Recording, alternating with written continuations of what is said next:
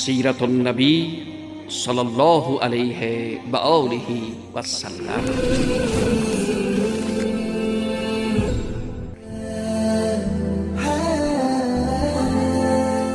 الحمد لله رب العالمين، والصلاة والسلام على خير خلقه محمد وعلى آله وأصحابه أجمعين و بعد. الله متعال را بی نهایت سپاسگزار هستیم و تشکری میکنیم برای همه نعمات خوب و نعمات زیبایی که پروردگار عزوجل نصیب همه ما و شما عزیزان گردانیده. باز هم شنونده های عزیز به درسی سیرت پیغمبر صلی الله علیه و سلم بسیار خوش آمدین.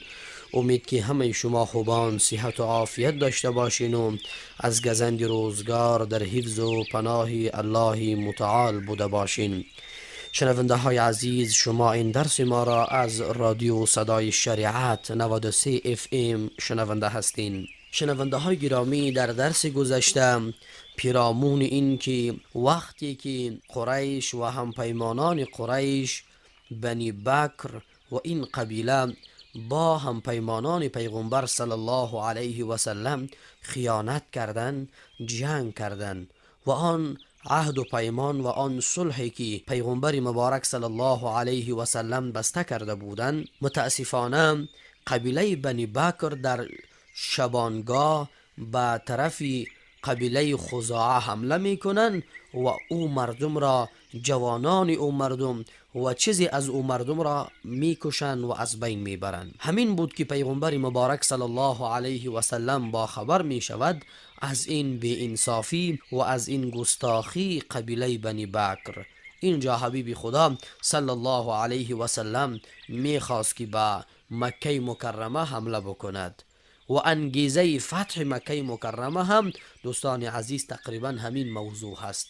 حبیب خدا صلی الله علیه و سلم بسیار قهر می شوند، بسیار غصه می شوند، ناراحت میشن و حالا می خواهند که بیاین در مکه مکرمه به قریشیان این را بفهماند که ما خو بین خود عهد و پیمان بسته کرده بودیم. ما خو بین خود عهد و پیمان بسته کرده بودیم که نباید هیچ کسی بر هم پیمان و هیچ کسی نسبت به یک دیگر تجاوز و حمله و قتل و قتال را برا نمی اندازد. همین بود که وقتی که پیغمبر صلی الله علیه و سلم در حال حرکت بود که حاطب ابن ابی بلتعه نامه روان می کند به دست زنی، اینجا تا از حمله پیغمبر صلی الله علیه و سلم قریش را با خبر بسازد. حبیب خدا صلی الله علیه و سلم آنچنان آمادگی گرفت و آنچنان محتاطانه عمل کرد که هیچ کس خبر نشد. وقتی که پیغمبر مبارک صلی الله علیه و سلم این بار به مکه مکرمه حمله می کرد، چنان اقدامات کرد و چنان استخبارات و امنیت را قوی کرده بود که هیچ کسی از آمادگی حمله به مکه مکرمه آگاه نشد و نه هم مکیان و قریشیان آگاه شدند. هیچ کسی با خبر نشد. ولیکن حاطب ابن ابی بلتعه نامه روان می کند، چون فامیل خود و زن و فرزندان این حضرت حاطب ابن ابی بلتعه در مکه مکرمه بودند، تا یک لطف کرده باشد که قریش از فامیلین و از فرزندان حاطب ابن ابی بلتعه حفاظت بکنند. ولیکن سرانجام این نامه گیر می آید و حضرت عمر فاروق بسیار قهر می شود. حضرت عمر فاروق بسیار ناراحت می شود که ای پیغمبر صلی الله علیه و سلم بگذار تا گردن حاطب را بزنم، زیرا او به خدا و رسولش خیانت کرده و نفاق ورزیده. پیغمبر مبارک بیان می کند او در غزوه بدر حضور داشته. چی می دانی ای عمر؟ خداوند از احوال بدریان آگاه بوده که فرموده هرچی بخواهید انجام بدهید، من شما را آمرزیده ام. چشمان عمر از شنیدن این سخن اشکبار شد و گفت خداوند داناتر است و پیغمبرش. به همین ترتیب خداوند جاسوسان و چشمه ها را از دانستن عزم پیغمبر صلی الله علیه و سلم باز داشت و هیچ خبری از آمادگی مسلمین برای هجوم به مکه به ایشان نرسید. پیغمبر مبارک صلی الله علیه و سلم بسیار محتاطانه عمل می کند، بسیار مدبرانه کار می کند تا که بسیار به طور زیبا و بسیار به یک شکل مخفیانه وارد مکه مکرمه شود و هیچ کسی از این ماجرا و از این موضوع خبر نشد و کسی هم نتانست کسی را آگاه بسازد و خبر بکند. به هر صورت دوستان عزیز و به نهایت گرامی، حضرت عمر فاروق یکی از سرسختترین مجاهدین و اصحاب و صحابه پیغمبر صلی الله علیه و سلم بود برای کافران و کفر و شرک و بت پرستان. بسیار قهر می شد وقتی می دید یک کافر کاری کرده، بسیار ناراحت می شد به اینکه یک مجاهدی از پیش او خطای سر زده، بسیار پریشان می شد که باید مسلمانان همیشه سربلند، همیشه موفق و پیروز بوده باشند. حضرت عمر فاروق بسیار خوشحال می شد از اینکه مجاهد موفق شود و نصرت و فتح و پیروزی از آن مجاهدین شود و بسیار ناراحت و خسته می شد از اینکه در برابر ظلم، در برابر ناروایی، در برابر بی انصافی سکوت می کردن. این را هیچ جا خوش نداشت. همیشه حضرت عمر فاروق رضی الله عنه بر این فکر و باور بود که باید مسلمان همیشه دست بالا را داشته باشد، مجاهد همیشه در خط اول قرار داشته باشد، باید تمام جهان از مجاهدین در هراس باشند و هیچ کمی و کاستی نباید انسان مسلمان داشته باشد. این فکر بود که حضرت عمر فاروق داشت و بسیار سختگیر هم بود در قبال باطل، در قبال ظلم. بسیار سختگیر بود حضرت عمر فاروق رضی الله تعالی عنه. نکته دیگری بیان بکنیم دوستان عزیز، حرکت سپاه اسلام به سوی مکه هست. روز 10 ماه رمضان سال 8 هجری پیغمبر صلی الله علیه و سلم همراه 10,000 تن از اصحاب مدینه را به سوی مکه ترک کرد و ابو رهم غفاری رضی الله عنه را به جای خیش بر مدینه گماشت. چون رسول خدا صلی الله علیه و سلم به جحفه یا بالاتر از آن رسید، با کاکای خود عباس ابن عبدالمطلب برخورد که با خانواده و همسرش اسلام آورده و هجرت اختیار کرده بود.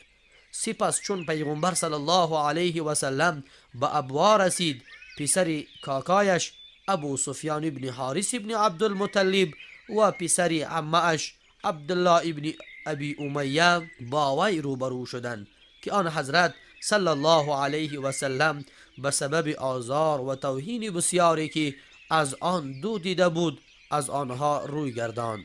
سلمه به آن حضرت صلی الله علیه و سلم گفت چنین مباد که پسر عمو و پسر عمه‌ات با وجود نسبی که با تو دارند تیر بخترین مردم باشند و از فیض وجودت بهره‌یاب نگردند. حضرت علی رضی الله عنه به ابو سفیان ابن حارث رضی الله عنه فرمود از روبروی رسول خدا صلی الله علیه و سلم بیا و آنچه را که برادران حضرت یوسف علیه السلام با وی گفتند تو هم بگو. اعوذ بالله من الشیطان الرجیم. قالوا تالله لقد آثرك الله علینا و ان كنا لخاطئین. گفتند به خدا سوگند که هر آینه خدا تو را بر ما برگزید و برتری داد و بیگمان ما نادرستکار بودیم، زیرا او نمی پسندید که کسی نیکو سخنتر از او باشد. ابو سفیان چنان کرد که حضرت علی رضی الله عنه فرموده بود و پیغمبر صلی الله علیه و سلم در پاسخش بیان کرد اعوذ بالله من الشیطان الرجیم لا تثریب علیکم اليوم یغفر الله لكم و هو ارحم الراحمین. امروز بر شما هیچ سرزنش نیست، خداوند شما را می آمرزد و او مهربان ترینی مهربانان است. شنونده های عزیز، وقتی که حضرت یوسف علیه السلام را برادرانش آنقدر به انصافی که در حقش میکنن بچا می اندازن، لط و کوب میکنن، حتی چاقو میگیرن تا او را بکشن و از بین ببرن، حتی او را به بردگی میفروشن. ببینید چقدر یک سرنوشت غمگینی هست، یک سرنوشت خسته کننده هست، ولیکن الله متعال کسی را که انتخاب بکند، پروردگار عزوجل کسی را که انتخاب بکند، هیچ قوت و هیچ زور و بازویی نیست که جلوی آن را بگیرد، چون این خواست الله متعال هست. اینجا هم با همه تلاش و با همه کوششی که برادران حضرت یوسف علیه السلام برای نابودی یوسف علیه السلام در نظر داشتند، در دست گرفتند و حتی عملی کردند و او را به بردگی فروختند. ولیکن باز هم الله متعال و اراده الله متعال چیزی دیگر بود. آنچه که خدا بخواهد همان می شود. نباید انسان مسلمان آنقدر پریشان بوده باشد، نباید انسان مسلمان آنقدر غمگین و ناامید قرار بگیرد، نباید انسان مسلمان افسرده و پریشان شود، چون الله متعال چیزی را که بخواهد همان می شود. اراده و فرمان و خواست الله متعال چیزی که شود همان اجرا می شود و عملی می شود. اینجا هم پیغمبر صلی الله علیه و سلم به این کسانی که اینها واقعا ملامت هستند، اینها به پیغمبر صلی الله علیه و سلم بسیار ظلم کردند، بسیار ناروایی کردند، پیغمبر صلی الله علیه و سلم را بسیار اذیت کردند، آزار دادند. ولیکن حبیب خدا صلی الله علیه و سلم چون رحمت للعالمین هست، چون کسی هست که هیچگاه چیزی را بر قلب خود نگاه نمی کند، چیزی را بر فکر خود نگاه نمی کند. پیغمبر مبارک صلی الله علیه و سلم قسمی بودند که همیشه بهترین قلب و صافترین قلب را داشتند. این عادت پیغمبر مبارک صلی الله علیه و سلم بود. حتی می بینیم که وقتی که حضرت یوسف علیه السلام با آن قدرت و با آن کرسی و چوکین که میشیند، برادران احساس شرمندگی می کنند، برادران تقاضای بخشش دارند. حضرت یوسف علیه السلام بیان می کند لا تثریب علیکم اليوم یغفر الله لكم و هو ارحم الراحمین. اینجا هم حبیب خدا صلی الله علیه و سلم آنچه را که یوسف به برادرانی که ملامت بودند گفت، حبیب خدا صلی الله علیه و سلم هم آن سخن را گفت که یوسف علیه السلام بیان کرد. ابو سفیان نیز شعر می سراید و شعر را بیان می کند و شعر را زمزمه می کند. بجان تو سوگند آنگه که پرچم بدوش می کشیدم، تا سواران بطلات بر سواران محمد صلی الله علیه و سلم پیروز گردند. یعنی در اینجا ابو سفیان همان زمان گذشته و مبارزات گذشته خود را چیزی زمزمه می کند و بیان می کند که ما فکر می کردیم که پیغمبر صلی الله علیه و سلم، ابو سفیان شعر را زمزمه می کند به این معنا و مفهوم که یعنی ای پیغمبر صلی الله علیه و سلم، ما فکر می کردیم که ما تو را از بین می بریم و ما تو را مغلوب می سازیم، خودمان غالب قرار می گیریم و ما پرچم خود را بلندتر از پرچم تو می گذاریم. ولیکن این قسم نبوده. پیغمبر صلی الله علیه و سلم بعد از سرودن این شعرها دست خود را به سینه ابو سفیان زد و فرمود تو مرا از هر دری راندی. سبحان الله. یعنی پیغمبر مبارک صلی الله علیه و سلم وقتی که به هر جایی که هجرت می کردن، سفر می کردن، اینها به دنبال پیغمبر مبارک صلی الله علیه و سلم می آمد و کوشش می کردن و تلاش می کردن پیغمبر مبارک صلی الله علیه و سلم را از آن سرزمین و از آن منطقه دور بکنند. خب به هر صورت سپاه اسلام در مر و زهران، رسول خدا صلی الله علیه و سلم در حالی که خود و همراهانش روزدار بودند برای خیش ادامه دادند تا اینکه به کدید نام چشمه میان عصفان و قدید رسید. در اینجا پیغمبر مبارک صلی الله علیه و سلم افطار نمود و مردم نیز با آن حضرت صلی الله علیه و سلم افطار کردند. سپس برای خیش ادامه داد تا اینکه شبانگاه در وادی فاطمه در منطقه مر الزهران فرود آمد و فرمود تا سپاه آتش بیفروزند. 10,000 تن آتش افروختند. پیغمبر مبارک صلی الله علیه و سلم عمر ابن خطاب رضی الله عنه را به سمت فرماندهی پاسداران سپاه گماشت. ابو سفیان در محضر رسول اکرم صلی الله علیه و سلم پس از فرود آمدن مسلمانان در مر الزهران، عباس بر شتر سفید رسول خدا صلی الله علیه و سلم سوار شد تا شاید یکی از هیزم شکنان یا کسی را بیابد که به قریش خبر دهد که پیش از ورود پیغمبر صلی الله علیه و سلم به مکه بیایند و امان بخواهند. خداوند اخبار را بر قریش پوشیده داشته بود و آنان در بیم و انتظار بسر می بردند. ابو سفیان اغلب از مکه خارج می شد تا شاید خبری بیابد. آن شب وی با حکیم ابن حزام و بدیل ابن ورقا بیرون آمده بود تا خبری بگیرد. عباس رضی الله عنه می گوید من سوار بر شتر رسول خدا صلی الله علیه و سلم در تاریکی شب می رفتم که ناگاه سخن گفتن ابو سفیان و بدیل ابن ورقا را شنیدم که در حال مراجعت بودند و ابو سفیان می گفت هرگز مانند امشب آتش و لشکری ندیدم. بدیل ابن ورقا می گفت به خدا این خزاعه است که سخت بر جنگ تحریک شده. ابو سفیان می گفت خزاعه کمتر و خوارتر از آن است که چنین آتش و چنین سپاه داشته باشد. عباس رضی الله عنه می گوید صدایش را شنیدم که گفتم ابا حنظله، صدایم را شناخت و گفت ابوالفضل. گفتم آره. گفت چی شده؟ پدر و مادرم فدایت باد. گفتم این رسول خدا صلی الله علیه و سلم است که با این مردم آمده است. به خدا فردا وی به حال قریش خواهد بود. گفت پدر مادرم فدایت باد، چاره چیست؟ گفتم به خدا اگر بر تو دست یابد حتما گردنت را خواهد زد. پس بر پشت این شتر سوار شو تا تو را نزد رسول خدا صلی الله علیه و سلم ببرم و از او برایت امان بخواهم. او پشت سرم بر شتر نشست و دو همراهش بازگشتند. عباس میگوید او را با خود آوردم و هر بار که او را از کنار آتش از مسلمین میگذراندم میگفتند این کیست؟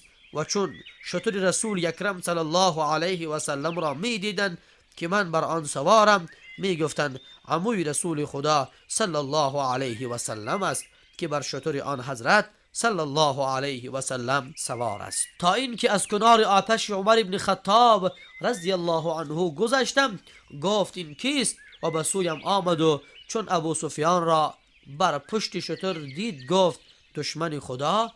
ابو سفیان سپاس خدایی را که بدون عهد و پیمان بر تو دست یافتیم. آنگاه دوان به سوی رسول خدا صلی الله علیه و سلم رفت. من نیز شتر را دواندم و از او پیش افتادم.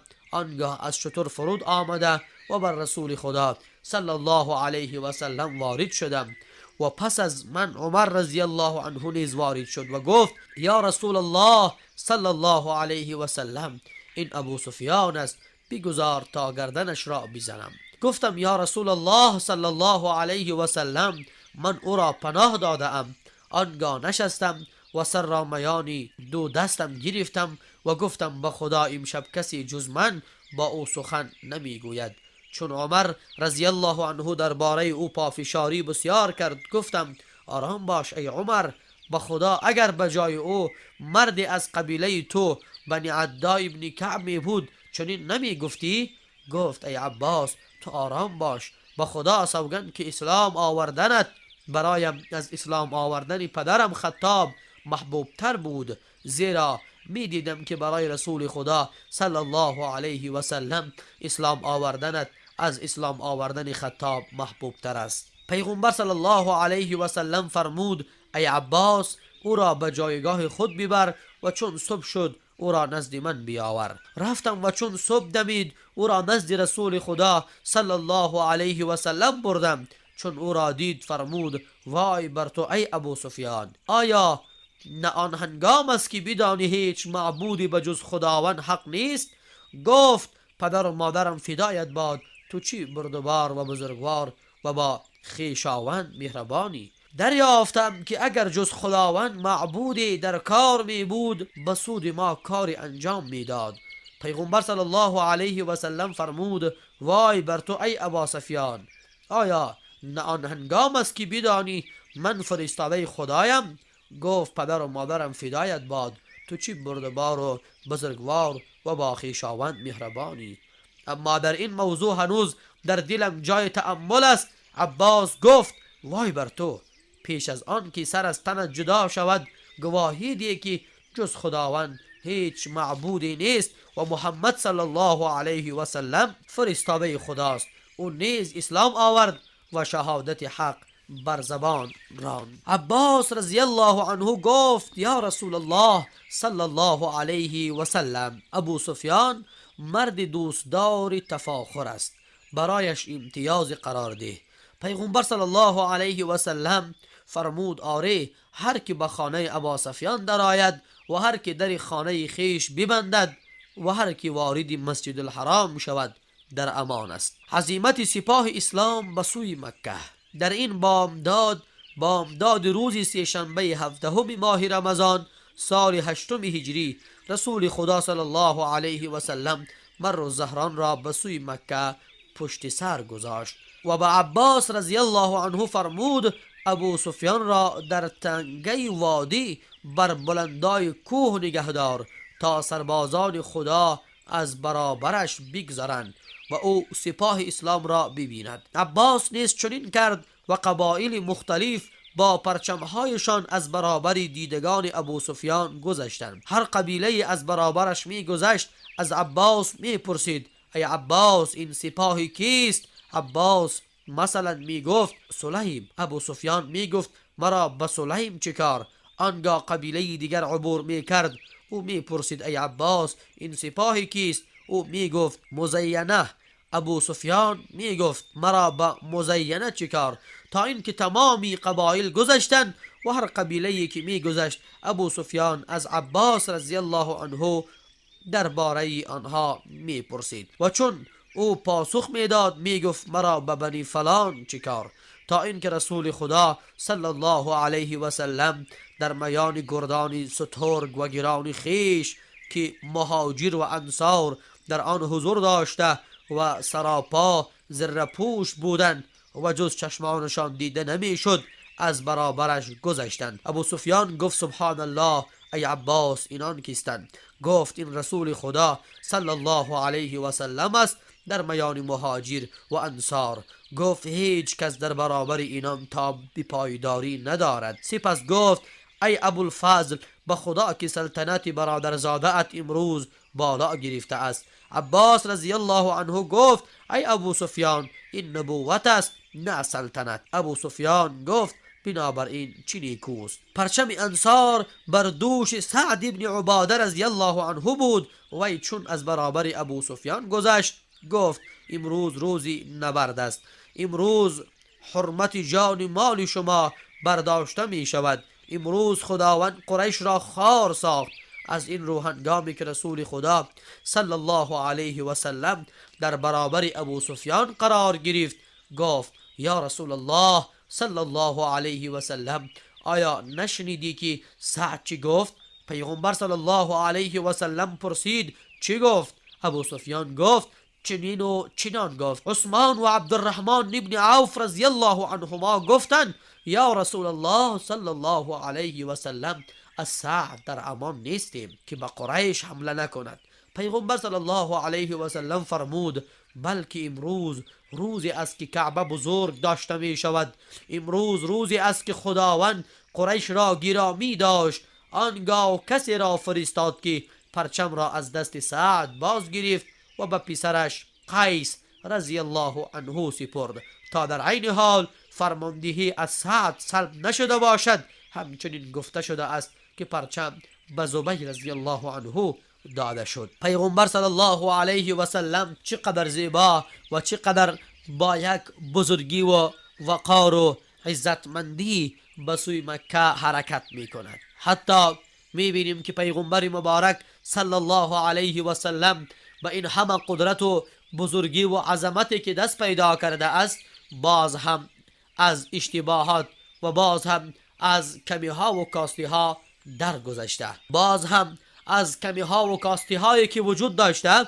پیغمبر مبارک صلی الله علیه و سلم چشم پوشی کرده، در نظر نگرفته. حتی حضرت سعد رضی الله عنه بیان می کند که امروز روزی هست که قریش خار می شود، تباه می شود.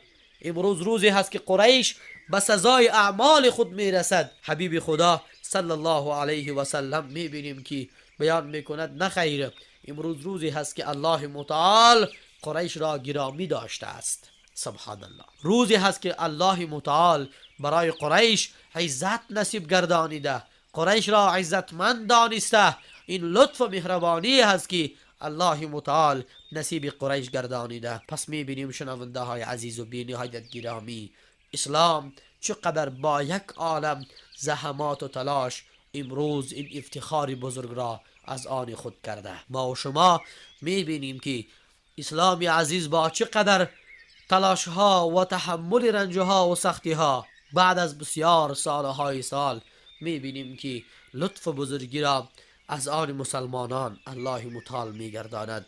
مسلمانان با روحیه بسیار بالا، با فکر بسیار بالا و با موفقیت بسیار بالا میبینیم که با فتح مکه مکرمه دست پیدا میکنند که حتی قریش و دشمنان میترسند و تسلیم میشوند و هر کس به خانه ابو سفیان داخل شود در امان است و هر کس که در خانه خود بماند در امان است و هر کس که داخل مسجد الحرام شود او هم در امان هست. این لطف و بزرگی هست و این همان ابوحت و قدرت و همان بزرگی هست که الله متعال نصیب رسول اکرم صلی الله علیه و سلم و مجاهدین و مسلمانان و مؤمنین واقعی نمود. الله متعال همیشه عزتمندی و سربلندی را نصیب مجاهدین و امت اسلامی داشته باشد. وصلى الله تعالى على خير خلقه محمد وعلى آله وأصحابه أجمعين برحمتك يا أرحم الراحمين.